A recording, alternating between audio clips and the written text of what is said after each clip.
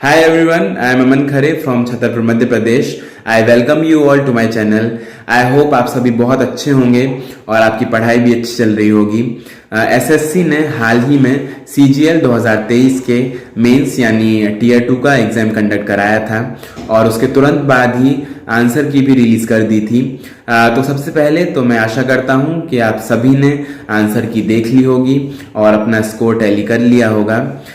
कुछ एस्पायरेंट्स का डाउट था जिन्होंने जो वीडियोस मैंने अपलोड किए हैं उसके कमेंट सेक्शन में पूछा था कि ये स्कोर है और ये कैटेगरी है तो क्या चांसेस हैं, क्या पॉसिबिलिटीज़ है उनके फाइनल सिलेक्शन की। तो आज इस वीडियो में मैं जो भी डेटा अवेलेबल है ऑनलाइन, जो मेरा एक्सपीरियंस है उसके हिसाब से बताऊंगा कि क्या एक्सपेक्टेड सेफ स्कोर या फिर कट ऑफ हो सकता है डिफरेंट पोस्ट का या फिर डिफरेंट कैटेगरीज के लिए। सबसे पहले बात तो डेटा की है। तो जो भी रिनाउंड प्लेटफॉर्म्स हैं जैसे कि रैंक मित्रा है, रैंक IQ है, तो उसमें जो डेटा अवेलेबल है उसमें अराउंड 300 प्लस स्कोर करने वाले कैंडिडेट्स का काउंट 5500 प्लस है। तो आप देख सकते हैं कि अराउंड 5500 ऐसे कैंडिडेट्स हैं जो 300 से ज़्यादा स्कोर कर रहे हैं। दूसरी चीज़ आपको क्या ध्यान देना है कि अगर 72,000 कैंडिडेट्स एलिजिबल थे एग्जाम में बैठने के लिए तो सभी ने फॉर्म फिलअप नहीं किया है सर्वे का। तो जो डेटा हमारे पास अवेलेबल है वो अराउंड 1/3 कैंडिडेट्स का है। तो 300 प्लस अगर स्कोर करने वाले अभी जो डेटा अवेलेबल है उसमें अगर 5500 प्लस कैंडिडेट्स हैं तो हो सकता है एक्चुअल में उससे 1.25 या फिर 1.5 टाइम्स कैंडिडेट्स हों जो एक्चुअल में उससे ज़्यादा स्कोर कर रहे हैं। दूसरी चीज़ ये है कि एक ही शिफ्ट में पेपर हुआ है तो नॉर्मलाइजेशन का इस बार कोई भी इशू नहीं है। अगर जो भी स्कोर आपका आ रहा है वो आपका फाइनल स्कोर होगा। हालांकि कुछ क्वेश्चंस अगर गलत हैं तो उसके लिए सेम मार्किंग होगी, कुछ लोगों का हो सकता है आगे पीछे हो, पर नॉर्मलाइजेशन क्योंकि नहीं है तो बहुत ज़्यादा फर्क नहीं पड़ेगा आपकी एक्सपेक्टेड रैंक में, जो भी रैंक आपको अभी डिफरेंट प्लेटफॉर्म्स पर दिखाई जा रही है। तीसरी चीज़ RBE का जो शुभम सर का चैनल है उसके डेटा के बारे में मैं बात करूंगा।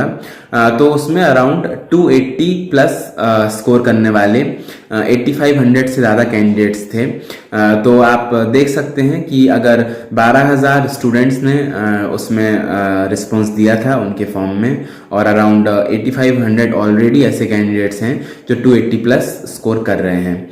तो ये चीज़ तो पक्का हो गई कि बहुत ज़्यादा स्कोर हुआ है और अच्छा स्कोर किया है कैंडिडेट्स ने। सब्जेक्ट्स की बात करेंगे तो मैथ्स में एवरेज स्कोर थोड़ा कम गया है इस बार और GK और इंग्लिश में जो एवरेज स्कोर है वो अच्छा है। कैंडिडेट्स ने अच्छा परफॉर्म किया है इन दोनों सब्जेक्ट्स में। तो ये बात हो गई डेटा की और जो एनालिसिस हुआ है उसके हिसाब से क्या क्या चीज़ें सामने निकल के आई हैं। अब हम बात करेंगे कि एक्सपेक्टेड कट ऑफ क्या हो सकता है डिफरेंट पोस्ट का और डिफरेंट कैटेगरीज का। ये जो मैं बताऊंगा वो मैं अपना एक्सपीरियंस से ही शेयर करूंगा। तो सबसे पहली बात तो ये कि ये सारी चीज़ें जब आप निकालते हैं, डिटरमाइन करते हैं तो बहुत सारी चीज़ें देखनी पड़ती हैं आपको। पहली बात तो वैकेंसीज, तो अराउंड 8440 रिपोर्ट हुई हैं वैकेंसीज।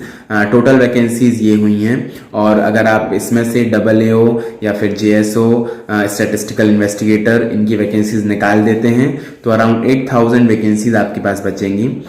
ये हो गया वैकेंसीज की बात जिस पर मेजरली डिपेंड करता है कट ऑफ। दूसरी चीज़ ये है कि किस तरह के कैंडिडेट्स अपीयर हुए थे एग्जाम में। तो बहुत सारे रिपीटर्स थे।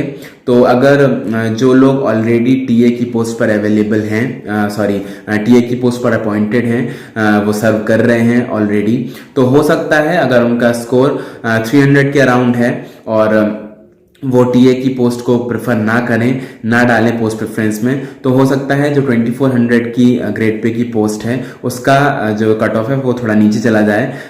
Only if wisely candidates appear होते हैं पोस्ट प्रेफरेंस में। तो ये चीज़ आपको ध्यान रखनी है कि अगर पोस्ट प्रेफरेंस के टाइम पे आप सेम पोस्ट को नहीं डालेंगे तो डेफिनेटली हेल्प होगी दूसरे कैंडिडेट्स की जिनको कम स्कोर होने के बाद भी वो पोस्ट मिल सकती है।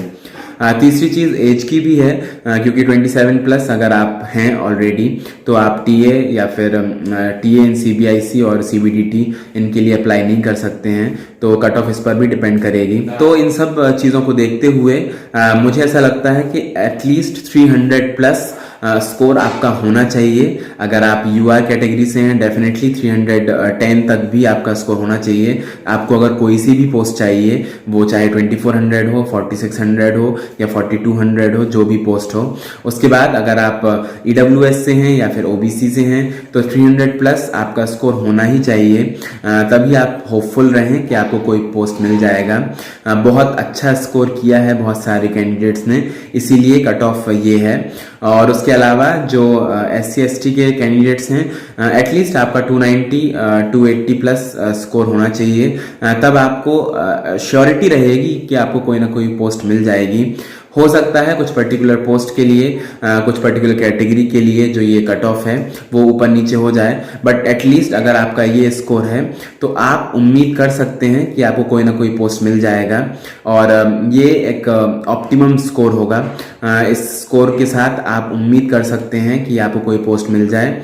और अगर आप ये स्कोर नहीं कर रहे हैं तो डेफिनेटली CGL 2024 के लिए या फिर जो भी एग्जाम्स हैं उसके लिए आपको तैयारी करनी चाहिए और शुरू कर दीजिए, क्योंकि बहुत टाइम है अभी आपके पास और एग्जाम डेट्स भी आ चुकी हैं। अभी SSC ने कैलेंडर भी निकाला है, तो उस चीज़ से आपको अपने आप को एनालाइज करना है, अपनी सिचुएशन को, और शुरू कर दीजिए तैयारी का। तो बार बार एक्सपेक्टेड सेफ स्कोर या फिर कट ऑफ वाले वीडियोस को देखना अवॉइड कीजिए। टाइम जाता है जब आपका रिजल्ट आएगा, जो कि अराउंड दिसंबर में आ जाना चाहिए, तब आपको पता चल जाएगा कि क्या स्कोर आपका है और क्या आपका सिलेक्शन हुआ है या नहीं हुआ है। तो all the best for further exams. और डेफिनेटली अगर आप स्कोर कर रहे हैं इससे ज़्यादा जो स्कोर मैंने बताया, अगर 300 प्लस स्कोर आपका है, अगर आप रिजर्व कैटेगरीज से हैं, और अगर 320 प्लस आपका स्कोर है अगर आप अनरिजर्व कैटेगरीज से हैं, तो डेफिनेटली आपको कोई ना कोई पोस्ट मिल जाएगी। सो congratulations and all the best for further procedure. और जिनका सिलेक्शन नहीं हो रहा है उनको निराश नहीं होना है, आगे आने वाले एग्जाम्स में आप अपना 100% दीजिए और डेफिनेटली आपको भी सिलेक्शन जल्दी ही मिल जाएगा। So thank you for watching the video and all the best.